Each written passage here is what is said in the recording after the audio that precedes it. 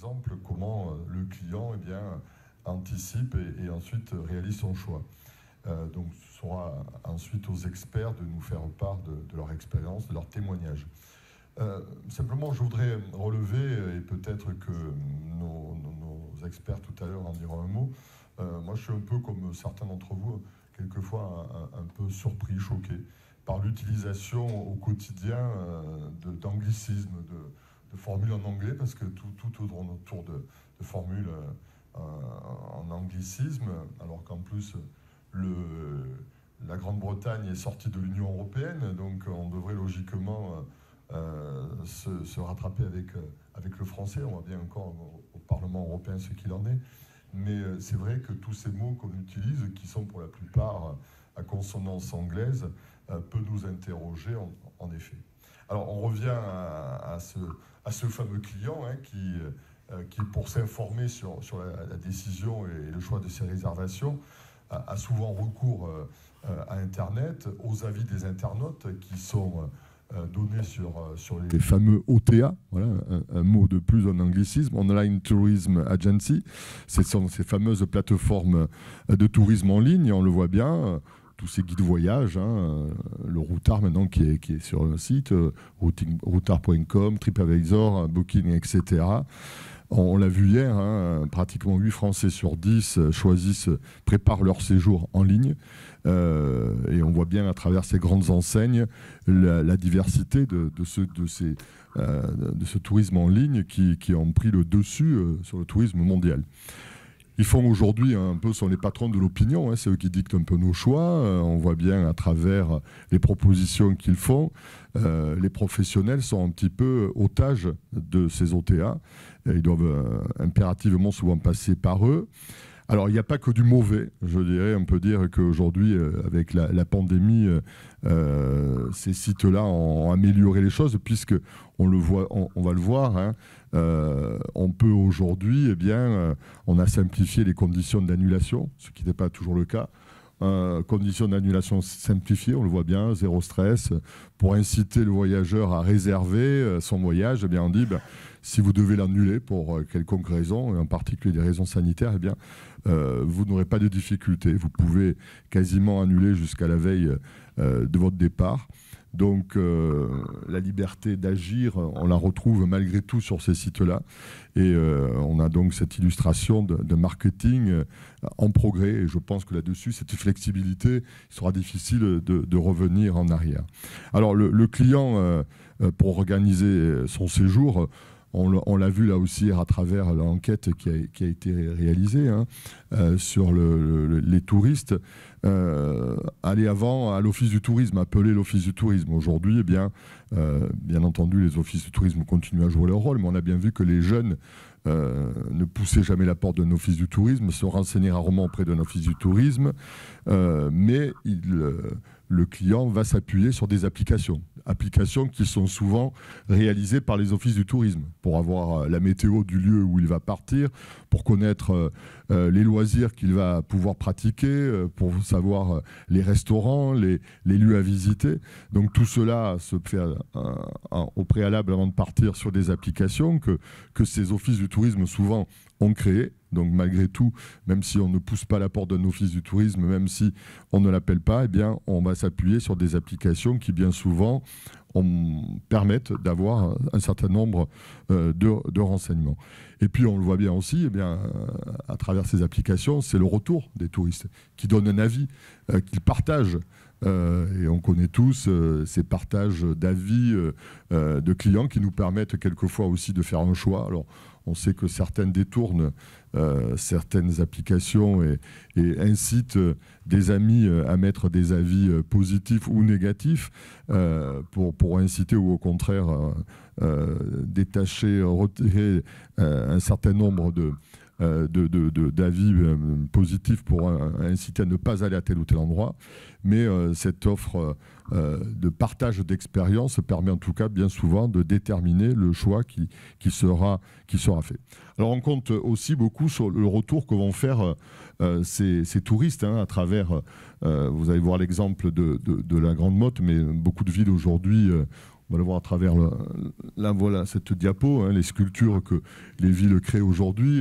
La Grande Motte, on a créé la marque LGM, LGM, la Grande Motte, LGM by la Grande Motte. On sait très bien aujourd'hui que des sculptures de ce type-là, des sites, sont photographiés, sont instagrammés et vont permettre aussi de faire la promotion de telle ou telle ville, de tel ou tel site. Et donc c'est important aussi que les moyens que les villes, les offices du tourisme mettent en œuvre soient déployés par les visiteurs, les touristes pour inciter d'autres à venir découvrir. Et je terminerai en prenant là aussi un exemple de la Grande Motte, la ville dont je suis le maire, qui a choisi cette année de lancer sa campagne touristique. On sait que la saison va être plus que réussie, même peut-être un peu trop au vu des réservations que nous avons tous, notamment sur le littoral. Et il va falloir faire face à l'accueil de ces nouveaux touristes qui, pour certains, viendront pour la première fois sur notre littoral, ou vont rester pour la première fois en vacances en France. On voit bien les difficultés que les professionnels ont pour recruter des saisonniers. Et donc, va se poser la question de la qualité de l'accueil. Mais je disais, nous avons pour la première fois choisi de faire à la Grande Motte une communication 100% numérique en s'appuyant sur un designer connu beaucoup sur la Côte d'Azur, puisqu'il est du département du Var, c'est Monsieur Z, qui nous avait créé l'été dernier une collection d'affiches, d'objets logotés Monsieur Z, qui ont connu un formidable succès. La boutique que l'on a à l'Office du tourisme a beaucoup fonctionné. L'Office du tourisme en tant que tel, il n'y avait pas... Je parlais de ces clients qui ne venaient pas, mais qui par contre venaient faire l'acquisition d'objets de Monsieur Z. Et nous avons demandé à Monsieur Z de nous créer des petits films sur la Grande Motte. La Grande Motte est une ville, vous savez vraisemblablement, qui est née de la mission d'aménagement du Languedoc-Roussillon, qu'on a communément appelée Mission Racine, du nom de son président Pierre Racine. Mission installée et créée par le général de Gaulle, qui a permis la création de 6 nouvelles stations sur ce littoral où il n'y avait pas de station touristique pour accueillir les touristes qui filaient vers l'Espagne. Et la Grande Motte a été créée en 1968, 5 ans après la création de la mission Racine, ce qui prouve à l'époque que l'État était bâtisseur. Il n'y avait pas toutes ces règles contraignantes que l'on peut connaître et avoir aujourd'hui. Donc un premier petit film sur l'année 68, un second sur la Grande Motte aujourd'hui, en 2021, et puis une projection en 2068, le futur d'un tourisme balnéaire. Donc je vous propose de voir ces 3 petits clips créés par Monsieur Z.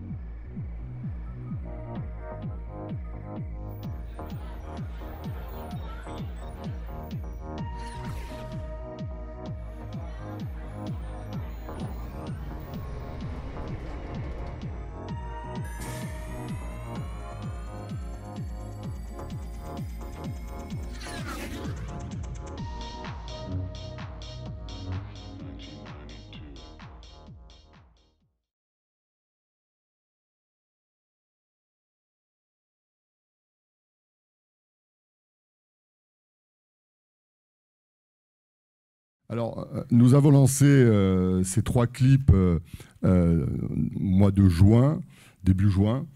Fin mai, c'était en 6 semaines, nous avons dépassé le 1 500 000 vues.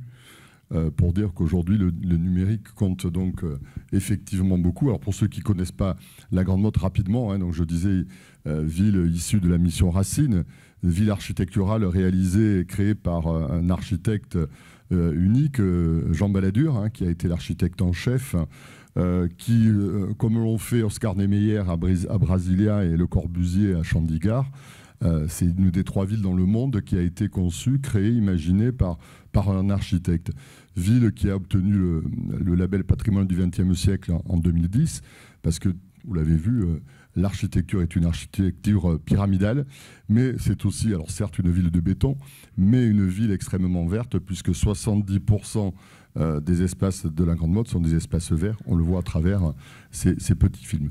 Voilà donc cet exemple que je voulais vous montrer. Puis maintenant, je vais donc, pour introduire nos échanges, céder la parole à Frédéric Reiss, député du Bas-Rhin, qui travaille, je crois, depuis de nombreuses années sur la transition numérique touristique.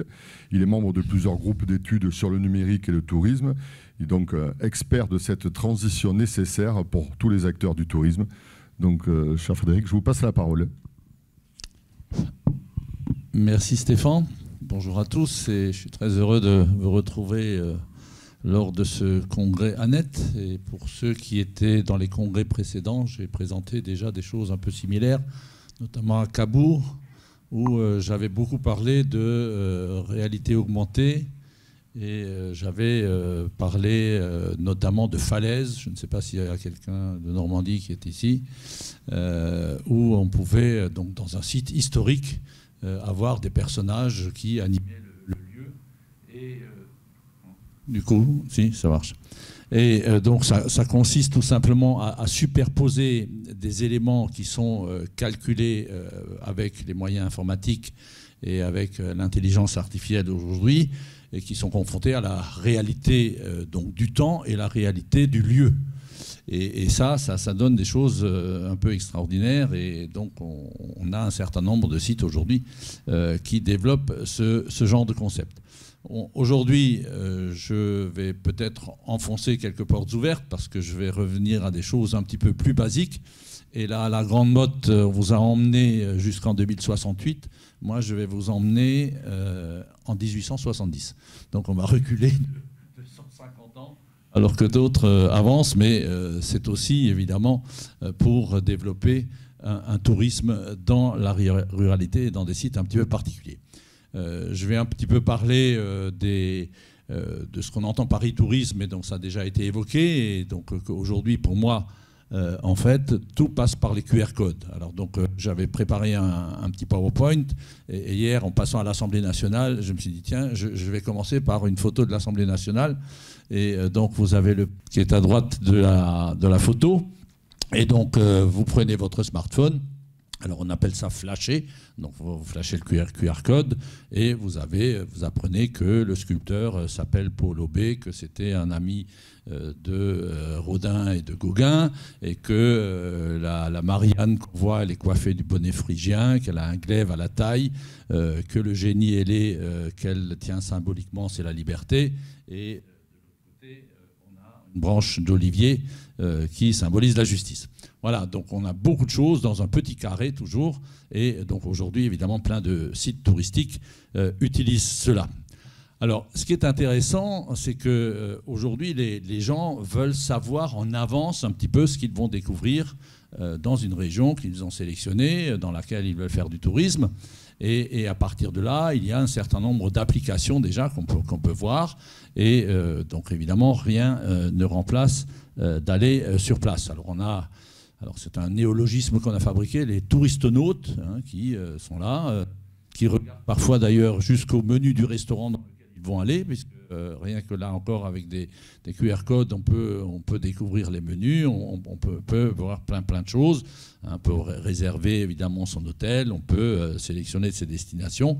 Et il est évident que les institutionnels que nous sommes, donc moi je suis ancien maire aussi d'une commune thermale, Et donc les maires, les présidents de communautés de communes, les conseils départementaux, régionaux utilisent ce genre de choses pour évidemment vendre leur région.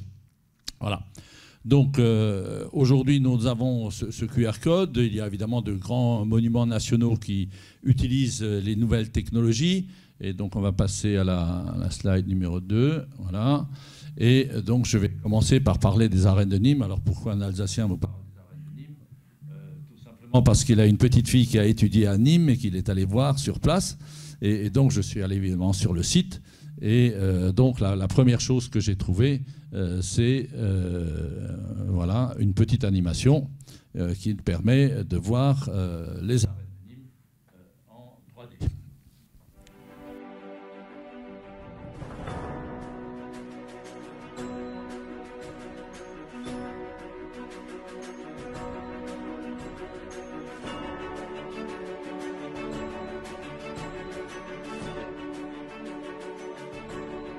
Donc tout ça ici, c'est évidemment pour attirer les gens sur place et donc ensuite qu'ils puissent préparer la visite. Et donc voilà quelques photos que j'ai prises sur place avec donc des touristes qui sont donc dans les arènes et qui à ce moment-là bénéficient aussi soit de leur smartphone, soit parfois il y a des audio-guides sur place, bon ça c'est plus traditionnel, pour ensuite les sites en tant que tels, donc avec quelques angles intéressants, et avec parfois aussi, on peut s'amuser. Là, à droite, vous avez un combat de gladiateurs, enfin, c'est que les ombres. Et donc, on peut ensuite essayer d'agrémenter ça, sachant que ce sont souvent des familles, qu'il y a souvent des enfants. Et donc, il faut aussi un petit peu un côté ludique. Et sur beaucoup de sites, aujourd'hui, tout ça, ça permet aussi ensuite de voir des animations et des quiz pour les enfants lorsque vous avez fait une visite. Donc voilà, je vous propose celui-là. On part tout de suite. Voilà, un quiz sur les gladiateurs. Donc on peut regarder ce que ça donne. Donc le mot gladiateur vient du mot latin galea qui signifie casque, vrai, faux. Donc je vous laisse. Donc bravo. Et donc vous avez l'explication. Le mot gladiateur vient de gladius en latin qui signifie glaive. Le glaive est une épée courte, etc. Voilà.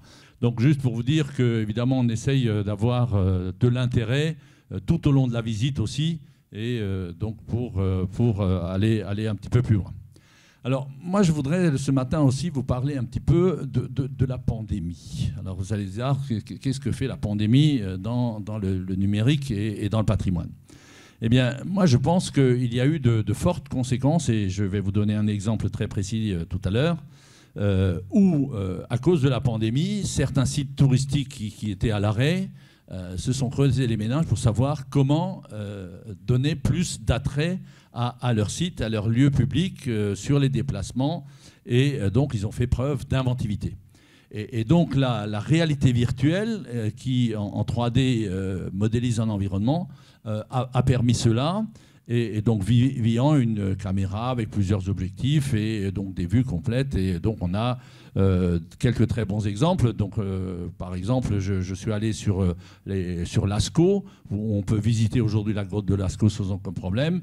Il y a aussi la grotte Chauvet. Et la nouveauté même, c'est que quand vous allez sur le site, c'est vous-même qui faites le déplacement avec, donc quand vous avez sur le smartphone un écran tactile. Donc vous-même, vous pouvez regarder quelles sont les gravures que vous voulez agrandir, que vous voulez regarder de près, etc. Enfin, c'est assez extraordinaire ce qu'on est aujourd'hui capable de faire. Et donc je pense que par rapport à ce genre de choses, des petits sites, alors celui dont je vais vous parler s'appelle le site de Fröschwiller. Alors ça vous dit peut-être absolument rien du tout. C'est en fait le 6 août 1870 qu'il y a eu ce que l'histoire a retenu sous le nom de bataille de Reichshofen. Alors en fait, donc ce sont le site sur lequel a éclaté donc la guerre de 1870. Et donc pendant cette période de confinement, on a utilisé donc les moyens techniques pour finalement faire de la promotion là-dessus. On peut citer aussi le musée du Louvre. Alors nous, on est tout petit, évidemment, à côté de ça, mais le musée du Louvre a eu 10 millions de visiteurs en ligne. Pendant ce temps-là, quoi. Alors qu'en général, ils font 14 millions de visites physiques, quoi. Mais pour dire qu'en cette année 2020, tout n'a pas été perdu pour tout le monde, et donc ça a suscité sûrement des envies d'aller sur place. Et ensuite, avec la pandémie aussi, vous savez qu'il y a aujourd'hui des questions de santé et de sécurité qui se posent en permanence. Et donc là aussi, avec les visites virtuelles, évidemment, on peut, ceux qui ont la trouille d'aller quelque part, parce qu'il y a eu des attentats à un certain moment, parce qu'aujourd'hui, il y a la pandémie. Donc on a, je dirais, des conséquences qui ont été déduites de cela. Et donc à partir de là, on peut promouvoir ces visites virtuelles. Alors donc il y a vraiment des choix. Il y a aussi ce que mon collègue évoquait, à savoir un petit peu de surtourisme. Donc dans ces cas-là, et là encore, le numérique peut aider à canaliser tous ces flux pour aller de l'avant. Voilà. Donc voilà ce que je voulais vous dire. Et donc là, on va avancer sur une appli qui s'appelle Mobi 1870. Et donc avec cette appli, donc il a vu le jour pendant le confinement, on peut aller voir sur ce qui se passe sur site. Alors, c'est évidemment dans un but de démocratiser la culture, d'avoir un accès facilité, parce qu'il y avait des plans qui sont dedans, les choses qui sont montrées, qu'au niveau de la protection sanitaire, les choses se passent bien, et qu'on peut évidemment, à travers ça, valoriser le patrimoine local. Donc, le support, évidemment, ça se passe avec votre smartphone. Donc ça, c'est un outil, par contre, indispensable. Et donc, on veut dynamiser le tourisme dans la ruralité par donc, des voies numériques. Il faut avoir un petit peu de réseau aussi. Aujourd'hui, on a vu tous les opérateurs qui s'appliquent à ça. Et donc, vous avez des explications sur l'accueil, des avertissements, comment faire pour que vos autres visites soient réussies. Et ensuite, vous avez un certain nombre de choses qui permettent d'avoir les compléments qu'on veut donc sur votre smartphone. Alors donc, vous avez là, par exemple, à gauche, donc le déroulement de la bataille. Donc, vous êtes sur le champ de bataille. Et sur le champ de bataille, vous avez, donc, vous pouvez écouter l'audio. Donc, il y a des sons et que vous pouvez suivre au niveau de la bataille. Et vous avez également des vidéos que vous pouvez regarder. Ensuite, vous avez évidemment du texte aussi pour toute l'histoire. Et je vous assure que c'est quelque chose qui vous paraît peut-être très très loin, mais aujourd'hui à l'Assemblée nationale, par exemple, en ce moment, enfin cet après-midi, ce matin il n'y a pas séance, mais cet après-midi, on va parler de la loi sur les principes de la République. Et sur les principes de la République, en fait, nous, Alsaciens, on a été attaqués sur notre droit local et sur le régime concordataire, qui en fait, c'est une conséquence de la guerre de 1870, puisque de 1870 à 1918, l'Alsace et la Moselle étaient allemands, et que toutes les lois, 1905 et autres, n'ont pas eu cours, et donc on a gardé l'ancien régime, y compris le régime napoléonien du Concordat. Et donc, je veux dire, c'est quelque chose qui nous parle vraiment en Alsace, et c'est pour ça qu'il y a évidemment beaucoup de gens qui viennent sur place. Donc, sachant que la guerre s'était déclarée parce que Napoléon III était tombé dans le piège qui était tendu par Bismarck à ce moment-là. Et donc, eux, ils étaient prêts, les Allemands étaient prêts, enfin les Prussiens à l'époque étaient prêts. Les Prussiens et les Bavarois, c'est eux qui ont gagné cette bataille. Et donc, en un jour, le 6 août 1870, il y a eu 10 000 morts de part et d'autre, enfin même 11 ou 12 000 en France et 10 000 chez les Allemands. Et donc, en fait, il y avait 50 000 hommes contre 80 000 hommes. Et donc, c'était quelque chose qui est encore commémoré tous les ans. Donc, vous avez ici les différents sites. Donc, vous avez une carte donc, sur lesquelles vous pouvez aller, un itinéraire.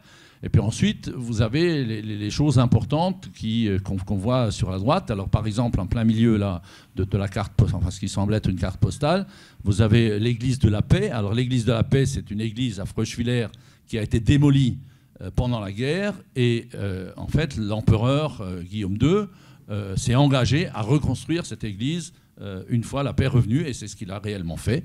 Donc cette église de la paix, elle est toujours là, elle a été reconstruite et elle a même été rénovée récemment. Et ensuite, en dessous, par exemple, vous avez l'endroit où les premières escarmouches ont eu lieu. Et donc là, il y a eu sur place le comte Zeppelin, c'est-à-dire c'est le comte qui a inventé les dirigeables, après, les Zeppelin, pour ceux qui connaissent, hein, et qui était sur place, et qui, dans une patrouille allemande qui a été ensuite surprise par des Français, a pu s'échapper parce qu'il a eu un cheval à disposition, il est parti à cheval. Et donc le comte Zeppelin était un de ceux qui étaient les premiers acteurs de cette guerre de 1870.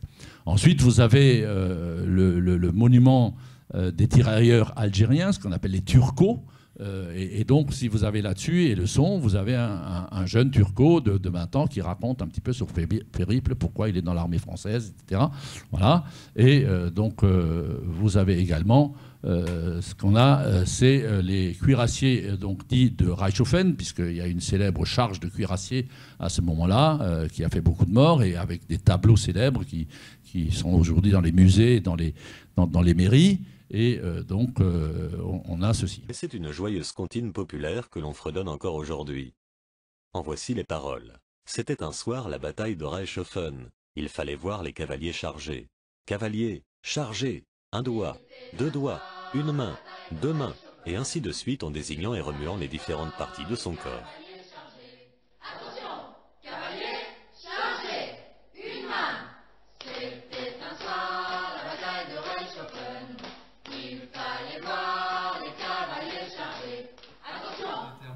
Un peu gay, mais bon, l'effet est un peu raté, je suis désolé. Victime de la technique. Et en tout cas, je vous remercie pour votre attention. Voilà. Merci Frédéric. Bien, je vais demander à Maxime Rocheux de venir ici à la tribune. Maxime Rocheux donc, est chargé d'investissement au sein du pôle e-tourisme du département de la transition numérique à la Banque des Territoires. Son intervention va porter sur les actions de la Banque des Territoires en faveur du e-tourisme. Donc, je vous cède la parole. Merci beaucoup. Merci, monsieur le maire. Merci, monsieur le député. Donc, je travaille à la Banque des Territoires, qui est une marque du groupe Caisse des dépôts, qui rassemble plusieurs directions, dont la direction de l'investissement, que j'ai l'honneur de représenter aujourd'hui. Nous travaillons donc dans le e-tourisme, et je vais vous présenter un peu nos actions, notre offre que nous proposons au territoire. Nous avons deux objectifs. Le premier, c'est de contribuer à l'émergence de nouveaux outils numériques et que les territoires puissent s'en saisir. Nous favorisons ainsi, avec nos investissements dans des sociétés de projet, dans des startups, le développement de nouveaux outils innovants utilisant les technologies numériques, afin de développer de nouvelles offres au service des touristes, au service des collectivités, etc. Nous avons 4 principales thématiques d'investissement. Elles ne sont pas exhaustives, elles changent assez régulièrement d'ailleurs, mais on va dire qu'en général, nous investissons pour améliorer l'information touristique, améliorer la connaissance de la donnée touristique. On investit également pour développer des places de marché numériques qui soient développées soit par des destinations elles-mêmes, soit par des initiatives privées. On investit dans des offres qui auront été développées par des destinations. On investit aussi pour aider à la valorisation des marques de destination. Je pense que tout le monde ici a connaissance de ce sujet. Plus globalement, nous, on investit pour développer de nouvelles offres touristiques et culturelles en faveur de l'intérêt général sur les territoires. Et enfin, on a un travail un peu plus prospectif, c'est d'identifier des secteurs qui ont ou qui auraient un impact sur le tourisme. Là, l'e-sport, il est entre parenthèses, parce que c'est un sujet parmi d'autres. L'e-sport, on l'a identifié. Je ne sais pas si vous êtes familier avec le sujet de l'e-sport. Ce sont les compétitions sportives autour du jeu vidéo. Et on s'est aperçu qu'il y avait beaucoup de compétitions qui avaient lieu dans les territoires. C'est des compétitions qui ont lieu sur plusieurs jours, donc qui ont un impact évident sur les hôtels, les restaurants, toutes les activités de loisirs, musées, culturels, etc.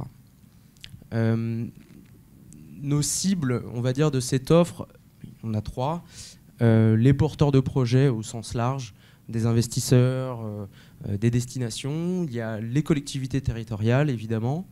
Et enfin, tout type d'entreprises privées, qu'elles soient petites, moyennes ou grandes, qui ont une offre à destination des territoires. Donc ça peut être soit ces entreprises ont pour clients des collectivités territoriales directement, ou alors que l'offre qu'ils développent ont un bénéfice certain et sur un territoire, une destination, etc.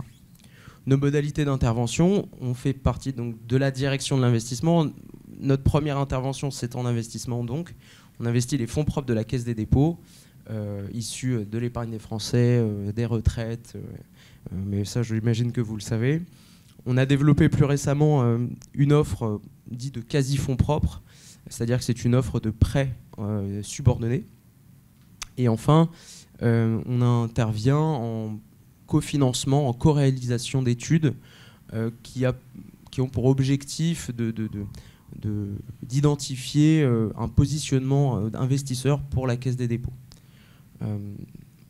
Concrètement, qu'est-ce qu'on a fait dernièrement? On a investi dans Apidae. Je ne sais pas si vous êtes familier avec cette société. C'est une coopérative de mise en relation, de place de marché de la donnée touristique. Et donc nous avons investi pour pouvoir participer au développement de cette société qui agit en partie en Auvergne-Rhône-Alpes, mais qui est aussi développée en Île-de-France, dans la région sud. Et donc c'est avec à la fois cette thématique de la donnée touristique que nous souhaitons développer et que nous souhaitons favoriser une meilleure connaissance, et cet aspect très territorial, puisque les clients et les bénéficiaires en partie sont des collectivités. Nous avons investi 1 million d'euros auprès de cofinanceurs bancaires également. Et ensuite, en termes d'études, je parlais du e-sport. On a cofinancé la première étude visant à montrer le poids économique en fait, du secteur de l'e-sport en France. C'est une étude qui a été cofinancée à la fois par des acteurs publics comme des acteurs privés, la DGE, la Direction Générale des Sports du ministère des Sports, des syndicats et des incubateurs. Et nous, notre objectif, c'était tout simplement de connaître ce que représente l'e-sport en France et pourquoi pas identifier des cibles d'investissement qui pourraient nous aider à développer ce secteur. Je pense que vous l'avez entendu parler. Le gouvernement, l'année dernière, a missionné la Banque des Territoires pour développer une plateforme numérique touristique visant à valoriser l'offre de loisirs numériques sur le territoire en France. Les travaux ont duré un peu plus d'1 an et nous allons pouvoir normalement annoncer la création d'une structure au milieu du mois de juillet, donc très très prochainement. Voilà, merci beaucoup. Je ne sais pas si vous avez des questions. Je vais demander à Inès de Belsens, chargée des relations extérieures et directeur réseau de la société Bouygues, de venir à la tribune pour nous parler des technologies numériques au service du patrimoine. Je vais reprendre ce que vous avez dit pas mal, monsieur le député. Et je vais aller un peu plus loin parce que maintenant il y a la 5G. Donc on peut faire encore mieux. Je vais vous présenter un peu ce que nous, au sein de Bouygues Télécom, on envisage. C'est une présentation assez personnelle au niveau de l'entreprise, dans le sens où on n'est pas un incubateur d'entreprise à proprement parler, on n'est pas une start-up évidemment, mais on a 3 choses, c'est-à-dire qu'on a un lab qu'on appelle l'Open Lab, qui est une entité interne qui travaille avec les collectivités et les start-up, et à partir duquel on fait une veille innovation. On offre de la couverture 5G dédiée pour des collectivités qui veulent tester des nouvelles technologies sur leur territoire, et on développe à partir de ces 2 choses des solutions 5G. Donc les choses que je vais vous présenter ne sont pas Bouygues Télécom à proprement parler, ce sont des idées. J'ai organisé ces idées autour de 4 axes qui sont capter, valoriser, sécuriser et protéger votre patrimoine. Et comment les nouvelles technologies peuvent vous aider dans ces 4 axes-là. Donc le premier, c'est capter. Hier, on parlait du fait que le Val d'Oise avait un partenariat avec le Japon, chose dont je n'étais pas au courant. Je ne sais pas comment on fait lorsque les Japonais ne peuvent pas bouger dans le Val d'Oise. Eh ben, on peut créer des applications et faire des live streams.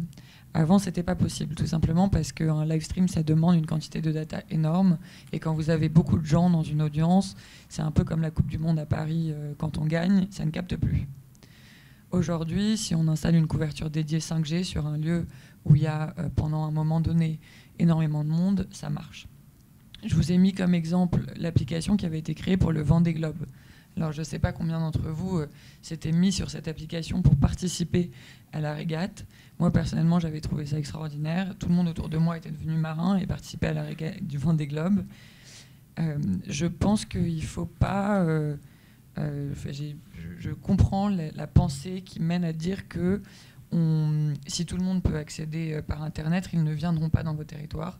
Je ne pense pas que ça soit le cas. Je pense que ça vous permet de créer un désir de visite dans des populations qui sont immobilisées ou internationales, et que donc il y a une vraie valeur ajoutée à monter des applications interactives pour faire de la publicité sur vos événements.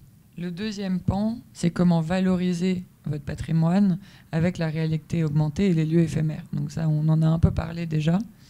Lorsque, c'est ce qu'a fait notamment Strasbourg, lorsque vous avez un lieu qui est en travaux, et qu'on ne peut plus le visiter, eh ben, il suffit de créer une application de réalité virtuelle pour que vous n'ayez pas une population de touristes extrêmement frustrés de ne pouvoir voir le vitrail qu'ils sont venus voir.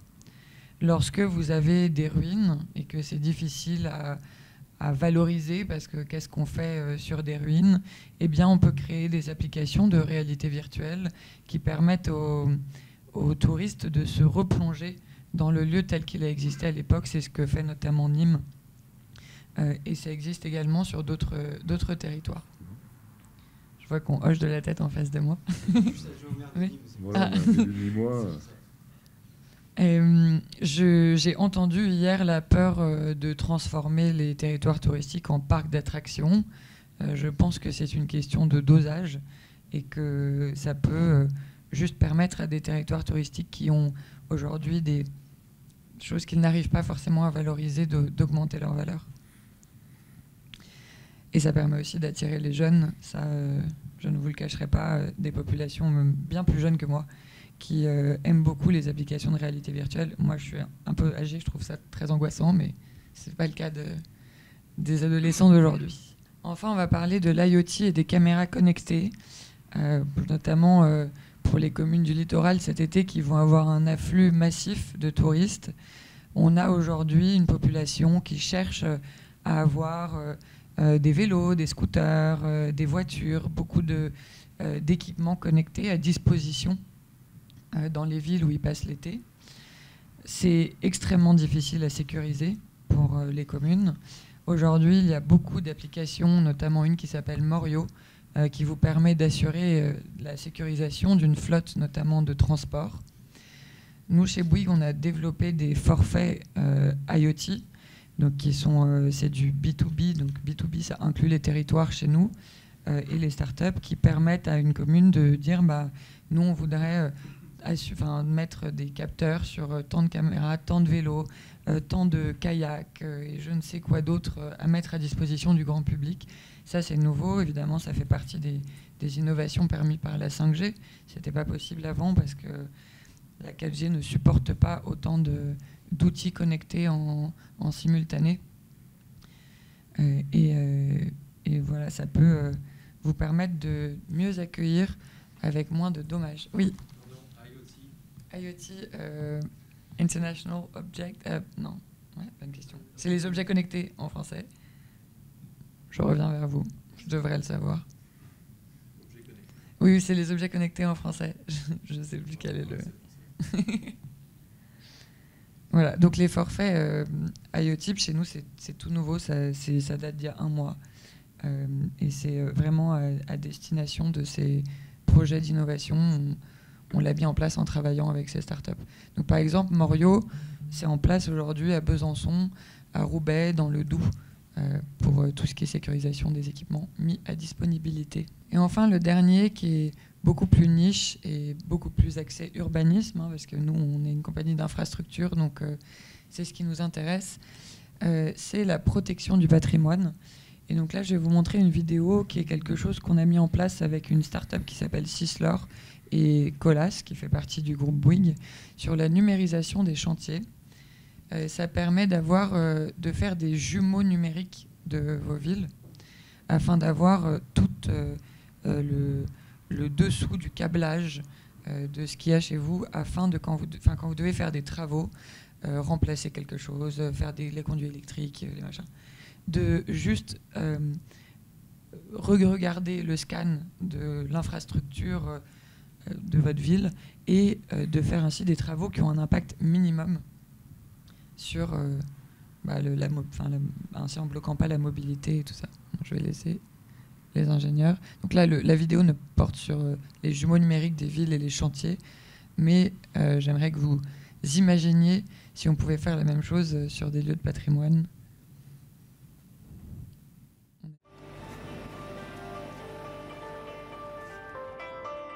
On se rend compte qu'aujourd'hui, on est en train de numériser les industries, mais aussi les chantiers. Donc là, on est en train de travailler sur les chantiers 4.0.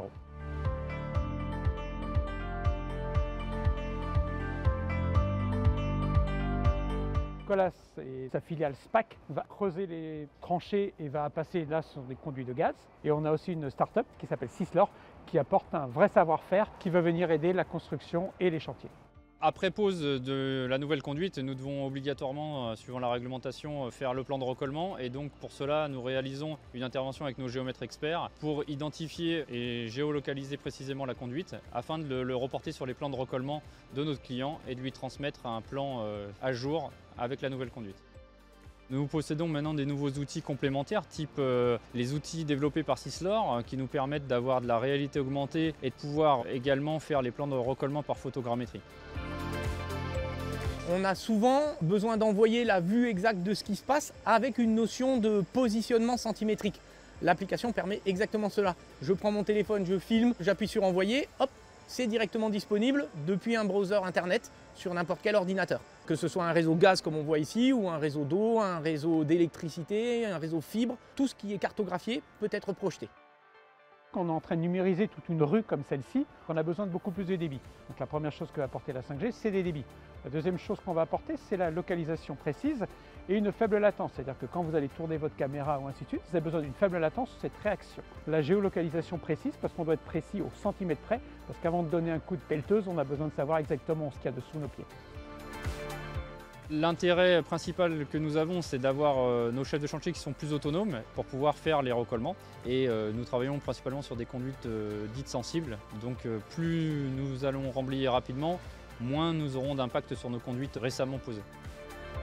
Colas, il va y gagner en efficacité, vous n'avez plus de plan papier, vous avez tout en numérique. Vous pouvez retrouver les tracés que vous avez faits à partir d'un téléphone mobile. Vous avez l'entreprise qui développe son savoir-faire, nous, Bouygues Télécom, parce qu'il y a des gens qui utilisent notre réseau. Et puis surtout, c'est demain la mairie, les habitants de ces quartiers, parce que demain, si vous devez faire une intervention dans la rue, vous avez une façon très précise ce qu'il y a exactement sous le sol avant même de creuser. Et c'est pour ça qu'on parle de Smart City, c'est une city dans laquelle on peut voir ce qu'il y a sous le sol sans même creuser.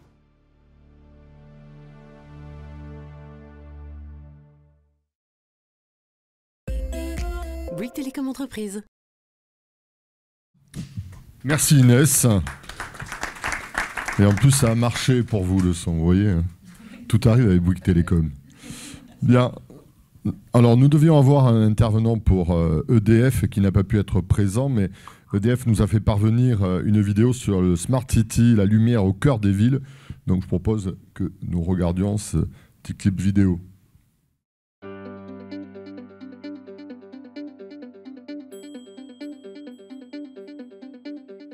La lumière est au centre de la ville. Elle embellit, protège, guide et connecte. Face aux défis climatiques, économiques et sociétaux, la ville doit aujourd'hui se transformer et devenir inclusive et résiliente. En s'appuyant sur les besoins et les projets des citoyens et des élus, elle devient intelligente. La Smart City doit être utile, responsable et durable. La technologie n'a de sens que si elle permet de répondre aux enjeux des villes. Par son expertise de l'éclairage et des services connectés, Citellum conçoit avec ses clients du monde entier des projets sur mesure pour des villes intelligentes. En Italie, à Lonato del Garda, les infrastructures ont été pensées pour répondre aux objectifs d'optimisation de l'énergie, d'attractivité de la ville et de confort des habitants. 60% d'économie d'énergie, stationnement intelligent, feux tricolores connectés, vidéoprotection, bornes d'accès Wi-Fi, capteurs environnementaux, panneaux d'information.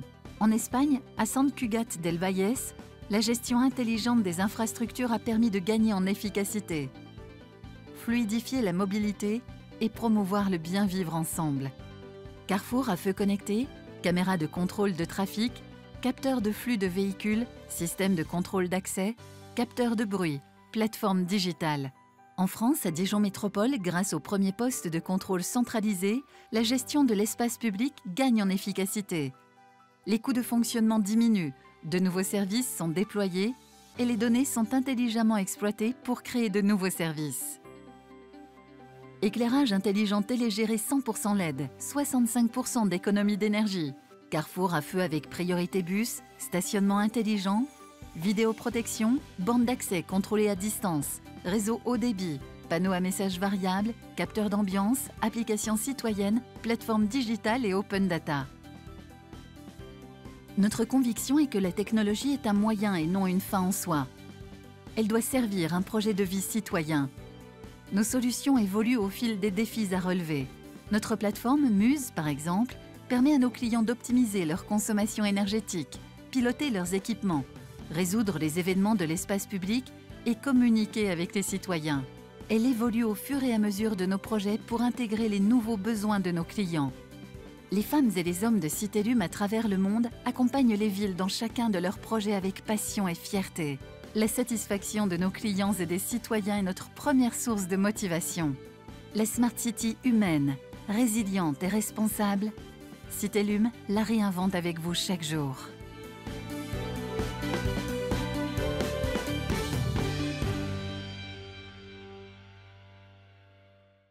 Voilà pour EDF Citellum. Je vais appeler maintenant Francine Brion. Francine Brion, donc responsable commercial grand compte secteur public à la société Edenred, qui va nous parler de la manière dont Edenred dynamise l'économie au service du tourisme. Bonjour tout le monde, à ceux que je n'ai pas vu encore. Donc effectivement, je vais être un peu un ovni, si je puis dire, dans la présentation qui a eu lieu un peu avant, parce qu'on va parler d'un autre sujet. On connaît le poids des commerçants, des restaurateurs, des artisans, l'attractivité touristique, puisqu'on est aujourd'hui effectivement avec des départements et en tout cas des régions concernés par l'attractivité touristique.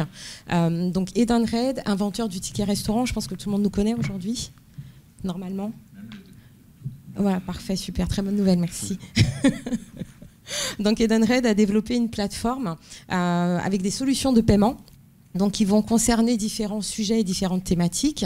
Donc, vous avez la partie ticket restaurant, donc avec la carte ticket restaurant. Aujourd'hui, un petit peu plus d'1 million d'utilisateurs donc partout en France. Donc, c'est une carte qui s'utilise à la fois dans les grandes et moyennes surfaces. Mais le plus intéressant, c'est qu'on développe le réseau sur les restaurateurs et les artisans. C'est-à-dire que si, par exemple, en bas de chez vous, vous avez votre boulangère que vous connaissez très bien, chez qui vous achetez votre baguette le soir en rentrant du travail, vous pouvez utiliser la carte ticket restaurant pour pouvoir consommer chez cette boulangère.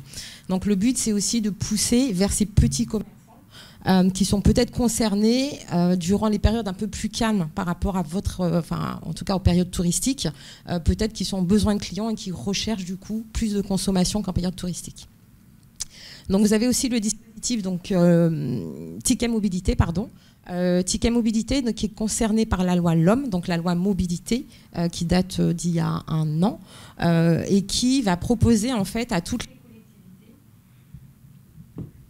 j'ai épuisé le micro, qui va proposer donc à toutes les collectivités de mettre en place des solutions donc à hauteur de 400 € par an pour les agents, pour pouvoir se déplacer avec des solutions plutôt écologiques et en tout cas donc soit location de vélos, de scooters, de trottinettes, tout ce qui peut exister. Donc les agents auront la possibilité avec 400 € donc de budget attribué par la collectivité d'utiliser l'ensemble de ces prestations.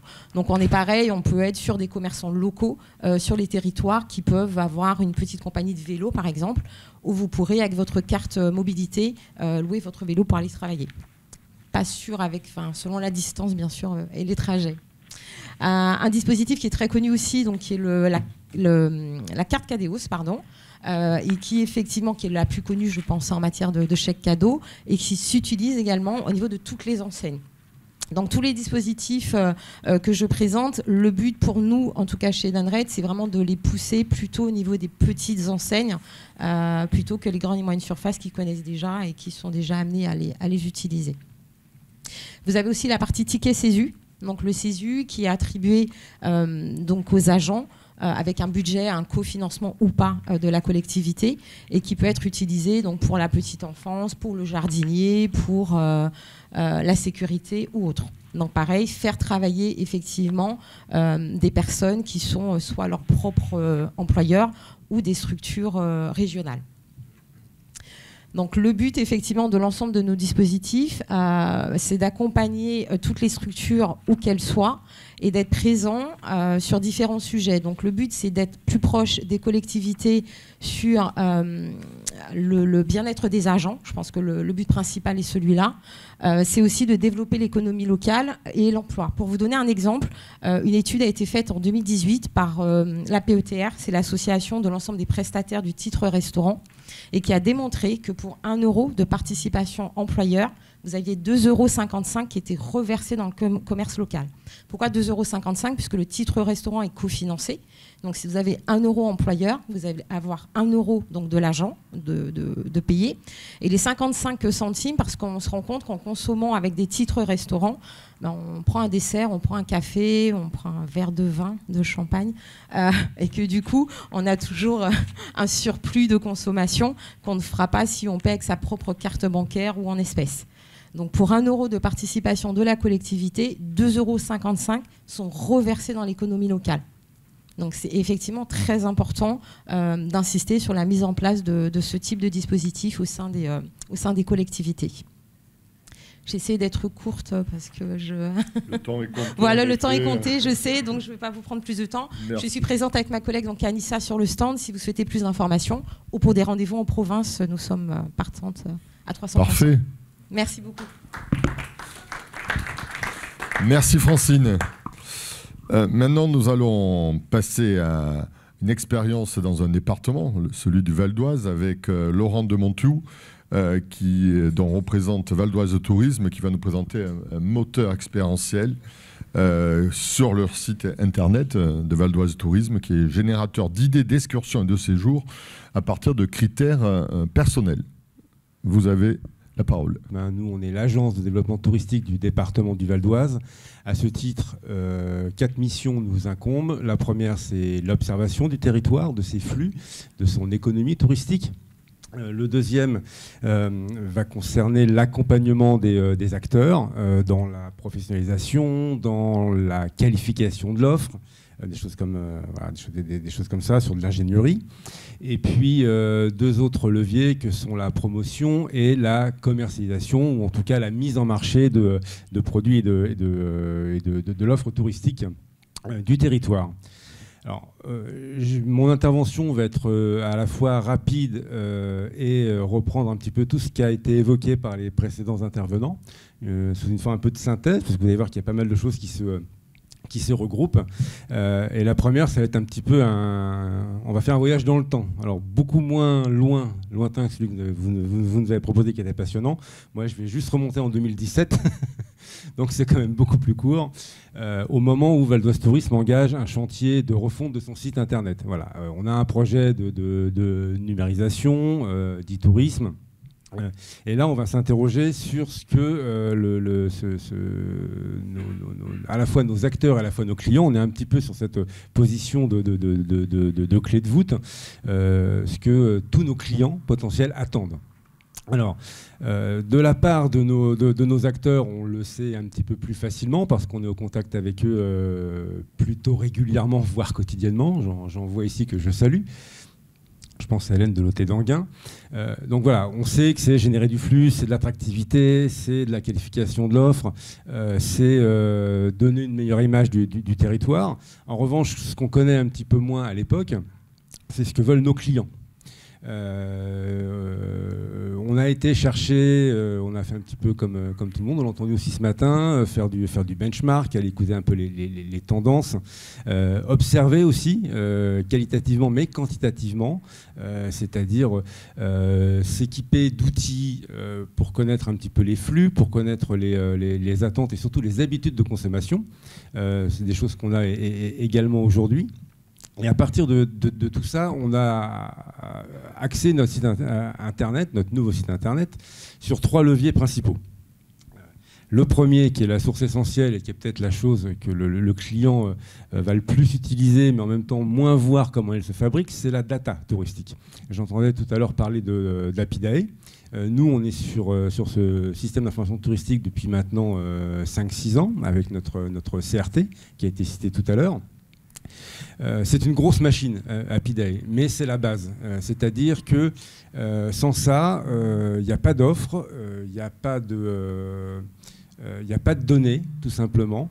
Et nous, on ne peut pas travailler à sa qualification. Avec les partenaires, évidemment. Donc il y a eu un gros travail qui a été fait là-dessus autour de notre système d'information touristique. Le deuxième levier, c'est un système de blogging qu'on a mis en place, qui s'appelle « On a testé pour vous », ce sont les expériences, où là, plutôt que de démontrer ce qu'il y a à voir et à faire, nous, on est allé vraiment tester les produits. Voilà, on est allé tester le festival d'Anguin-les-Bains, on est allé tester un restaurant, on est allé tester un hôtel, une chambre d'hôte, une manifestation, toute la chaîne de consommation touristique. Voilà. De façon à la fois à qualifier encore une fois et à humaniser l'offre. Et la troisième chose, c'est le fameux moteur expérientiel dont je vais vous parler un peu plus en détail aujourd'hui.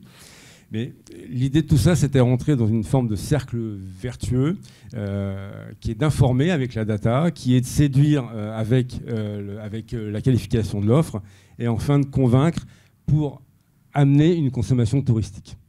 Donc voilà notre fameux moteur expérientiel. Alors on lui a trouvé un petit nom qui s'appelle Valdo, hein, je vous le donne un petit peu en exclusivité parce que je crois qu'il n'est même pas encore en ligne. On est en train de faire pas mal de choses dessus parce que site internet, vous le savez tous, c'est pas parce qu'il est en ligne qu'il est terminé, c'est justement là que ça commence en fait. Dans la mise à jour, dans les nouveautés, dans le fait de pouvoir être au quotidien en intervention et sur le sujet. Donc le moteur expérientiel, en 3 mots, c'est simple, c'est effectivement arriver à créer une...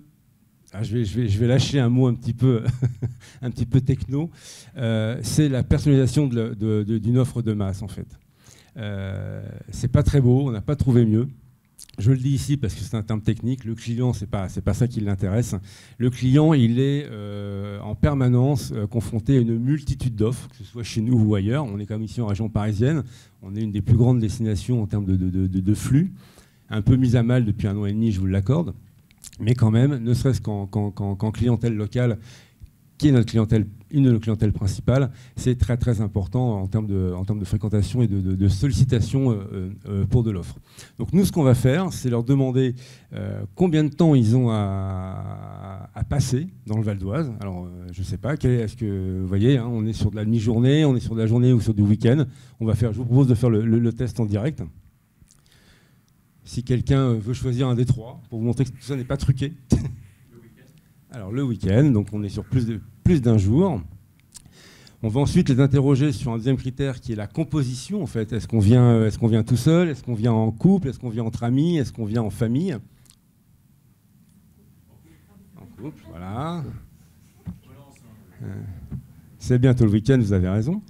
Et enfin, sur la nature de ce que vous voulez faire. Est-ce que vous êtes là pour de la détente? Est-ce que vous êtes là pour de la nature? Et la nature, voilà. Donc on a rempli les 3 critères. Alors, vous voyez qu'en temps réel, ça va plus vite, hein, parce que là, en plus, je vous explique. Mais bon, vous voyez, il y a juste 3 clics à faire. Et là, le Valdo, là, notre petit moteur expérientiel, du coup, lui, il va vous sortir une idée qui répond à vos critères. Donc là, on se retrouve à faire une promenade au fil de l'Oise. Vous avez ensuite un petit descriptif. Donc on voit qu'on est arrivé sur l'île Adam, c'est la proposition. On vous met votre programme. Et là, en fait, on va connecter l'offre vraiment de ce que vous allez faire avec les prestataires. C'est-à-dire que le matin, on vous propose une balade sur l'Oise en canoë. Vous avez un prestataire qui s'appelle Val d'Oise Aventure. Vous allez tomber sur sa fiche descriptive qui, là, pour la petite information, c'est une fiche Happy Day. Voilà. Donc on refait le lien exprimé tout à l'heure.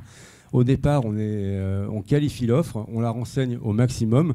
Il y a tout un tas d'informations dessus que vous imaginez bien, sur un descriptif plutôt marketé, sur des services, sur les ouvertures. Il y a la galerie photo, on a ici toutes les coordonnées. Donc tout ce qu'il faut pour rentrer en contact avec le prestataire, on peut même le renvoyer sur le prestataire directement.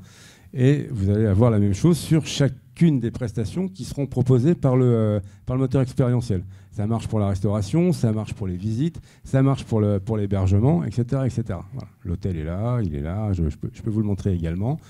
Voilà. Et on retombe à chaque fois sur une fiche où vous allez avoir l'ensemble des choses. Alors, ça marche plutôt pas mal, on l'a lancé. Après, je vous cache pas, je vous le présente comme ça. C'est super, c'est une réussite, c'en est une, je ne vous le cache pas. C'est beaucoup de boulot. C'est beaucoup de boulot parce que je vois l'hôtel d'Anguin qui opine du chef, en connaissance de cause. Parce qu'effectivement, là, on connaît tous le fameux iceberg avec la partie que voit le client et toute la partie back-office, tout ce qui est invisible au client, qui est gigantesque. C'est de la mutualisation sur le terrain, c'est du travail en commun avec tout le monde, l'ensemble des prestataires. Encore une fois, l'ensemble de la chaîne de consommation touristique, parce que derrière, ça veut dire qu'il faut que l'office de tourisme, il est, lui, bien saisi, bien rempli, qui connaisse bien ses prestataires sur le terrain, de façon à ce qu'on ait des fiches, nous, à jour. Et en période de confinement, de reconfinement, de déconfinement, de réouverture, de jauge, dont d'ailleurs, aujourd'hui, c'est la fin, je crois, officiellement. Donc ça, c'est plutôt la bonne nouvelle. On va pouvoir revenir à des choses normales. Ça fait beaucoup d'interventions sur le système. Mais l'idée, quand même, reste en termes de vision finale, c'est ce que le client va voir de votre territoire. Ce qu'il vient consommer, comment on le fait en interne, finalement, lui, ça ne l'intéresse pas. Et finalement, quand on se pose dans la situation de l'internaute et que nous-mêmes, on va chercher des idées week-end, que ce soit sur les OTA, comme vous disiez tout à l'heure, ou sur un site de destination, comment le site a mis sa mécanique en route, c'est pas notre problème en tant qu'internaute. Nous, ce qu'on veut, c'est le résultat. Donc voilà ce que propose le moteur expérientiel. Dernière petite information, ça fait un an et demi, mais non, maintenant presque 2 ans que c'est en ligne. Aujourd'hui, c'est 40% des pages vues sur le site internet de Val d'Oise Tourisme. Voilà. Alors c'est 40% en accès, on va dire, direct, c'est 40% aussi proviennent de recherche Google. On n'a pas parlé de SEO, c'est pas trop le sujet du jour, mais dans l'histoire du référencement naturel, c'est hyper important. Donc on fait très attention à ça. Et puis surtout, beaucoup de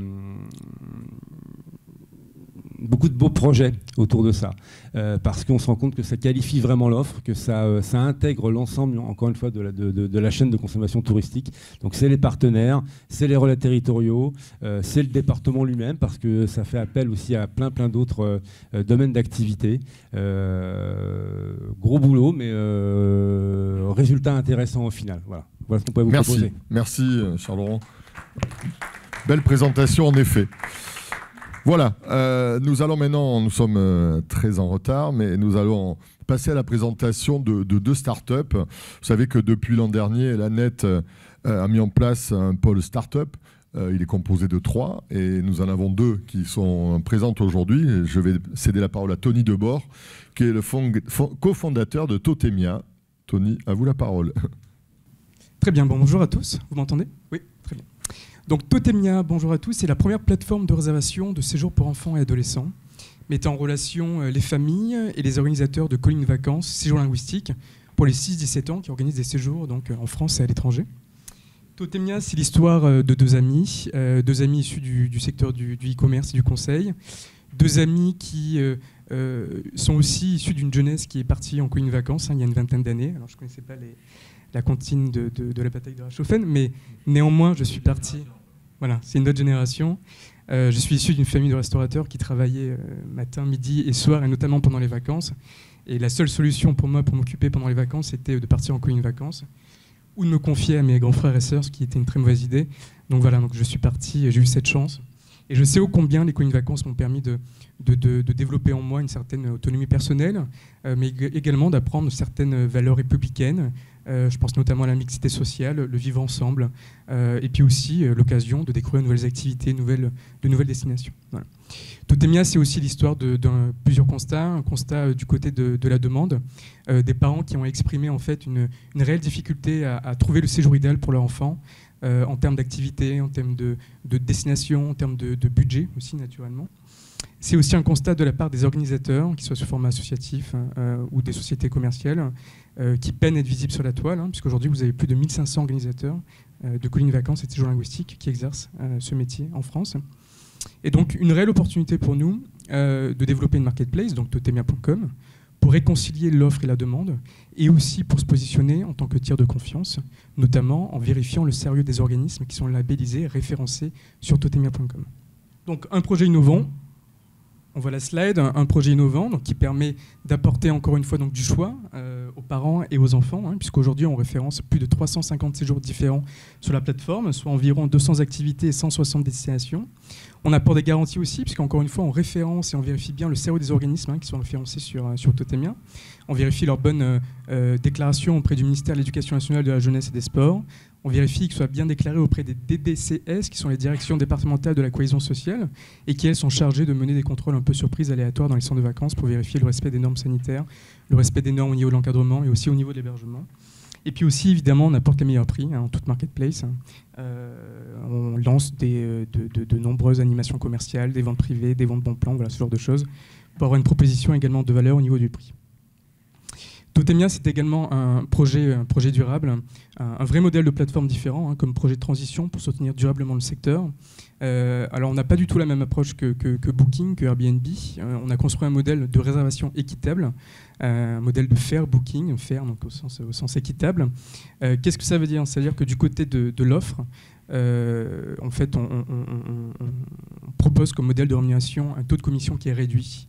C'est un taux de commission qui, en plus d'être réduit, est unique, quelle que soit la taille de l'organisme, quel que soit le chiffre d'affaires également référencé sur la plateforme, pour donner les mêmes chances de réussite à tous les organisateurs sur Totemia. Il est aussi unique dans le sens où il n'y a qu'une commission, c'est-à-dire qu'il n'y a pas de coût d'entrée, il n'y a pas de frais de participation à des campagnes marketing, il n'y a pas de licence, voilà, c'est ce qu'on appelle un modèle à la performance, autrement dit, ils nous versent une rémunération que s'ils vendent sur Totemia de façon à limiter leur prise de risque. Ce modèle de réservation équitable, il se traduit également du côté de la demande par un partenariat exclusif qu'on a développé avec la CAF, plus spécifiquement avec VACAF, qui est la branche famille de la CAF, et qui permet en fait à certains jeunes qui peuvent en bénéficier, qui sont issus de familles prioritaires, de familles défavorisées, de pouvoir bénéficier d'une allocation qui s'appelle l'AVEN, qui est un peu l'appel des colonies de vacances, séjour linguistique si vous voulez, et qui permet du coup pour eux de voir considérablement le prix du séjour réduit. On parle d'une aide qui varie entre 50 et 700 jusqu'à 800 € par participant, donc c'est très intéressant. Alors naturellement, on a développé, et c'est aussi pour ça qu'on est là, on a développé une offre à destination des mairies et des collectivités qui, elles, ont un vrai rôle à jouer en tant qu'organisatrices, mais aussi en tant que financeurs et prescripteurs auprès de leurs jeunes citoyens. Donc deux offres spécifiques, une offre qui leur permet de proposer à leurs citoyens en fait, d'accéder à tous les séjours sur Totemia à prix remisé puisqu'ils sont subventionnés par la mairie ou par le département ou la collectivité. Et une autre offre de ce qu'on appelle séjour sur mesure qui leur permet en fait de bénéficier de nos conseils pour qu'on les aide à trouver le séjour qui correspond idéalement à ce qu'ils souhaitent pour leur groupe d'enfants de 10, 20, 30, 40 enfants en termes de contraintes budgétaires, de contraintes aussi en termes de destination, d'activité, voilà, ce genre de choses. L'intérêt étant de pouvoir faire bénéficier à leurs jeunes citoyens et aux parents d'un large choix de séjours, sûr, mais également au meilleur prix. On s'occupe également de toute la partie de la gestion des réservations et des inscriptions sur la plateforme. Et puis également, vous l'avez compris, c'est une vraie prestation sociale par excellence, je dirais, à distribuer au sein de votre mairie, au sein de votre département, comme soutien à la jeunesse, puisqu'on l'a vu, ça apporte énormément de bonnes choses, les colonies de vacances, comme soutien à la parentalité aussi, puisque les parents ont besoin de faire garder leurs enfants, besoin de savoir qu'ils sont en train de vivre une aventure très, très enrichissante, besoin aussi de partir en vacances, tout seul, en toute tranquillité, d'autant plus voilà, en ce moment, à la suite de la crise sanitaire. Et puis aussi un vrai soutien au tourisme. Le marché des colonies de vacances, il faut savoir que c'est 1 100 000 départs par an. Sur la région Auvergne-Rhône-Alpes, il y a 350 000 accueils de jeunes chaque année. Donc voilà, il y a un vrai bassin, enfin, il y a une vraie activité touristique derrière ce marché qui est également très intéressante. J'en ai fini, je vous remercie. Merci pour cette présentation. Pour terminer notre atelier, eh bien, une autre start-up, c'est Refundit.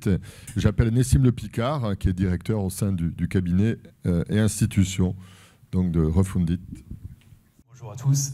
Donc je représente Refundit, qui est une start-up israélienne de détaxe touristique numérique, dont les fondateurs auraient bien aimé venir, mais qui sont aujourd'hui à l'étranger avec les restrictions au déplacement.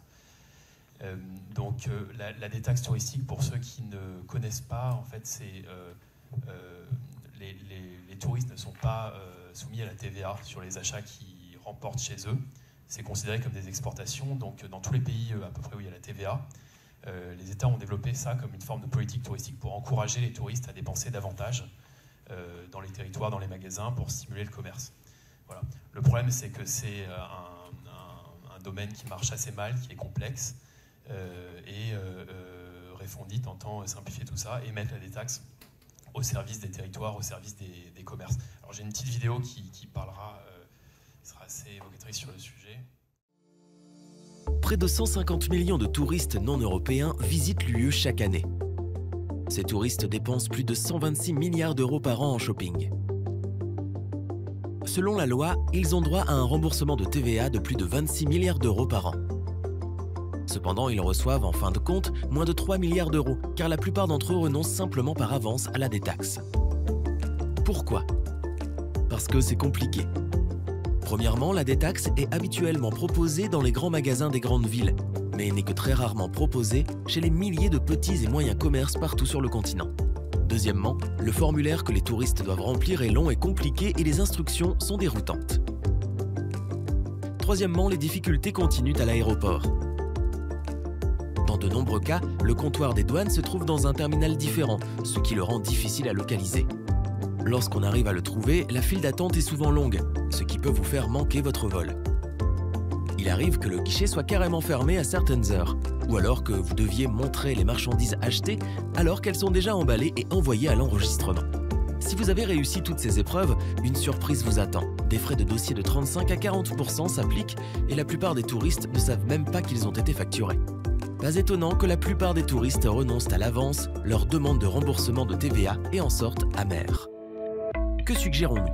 Yuri Levin, fondateur de Waze et de nombreuses autres startups dédiées aux consommateurs, et Ziv Tirosh, entrepreneur expérimenté et cofondateur de Stockton, veulent aider les consommateurs à économiser temps et argent, et ont donc mis au point une solution simple. Une application qui garantit aux touristes un remboursement facile, tout en offrant aux autorités fiscales locales des outils avancés en matière de prévention de la fraude grâce à une base de données entièrement automatique. Notre solution encouragera les touristes à dépenser bien davantage lors de leur visite dans l'UE. Les frais de dossier tomberont à seulement 9% et les petits commerces locaux seront enfin en mesure d'attirer les touristes par la détaxe. La bonne nouvelle, c'est que nous pouvons le faire ensemble.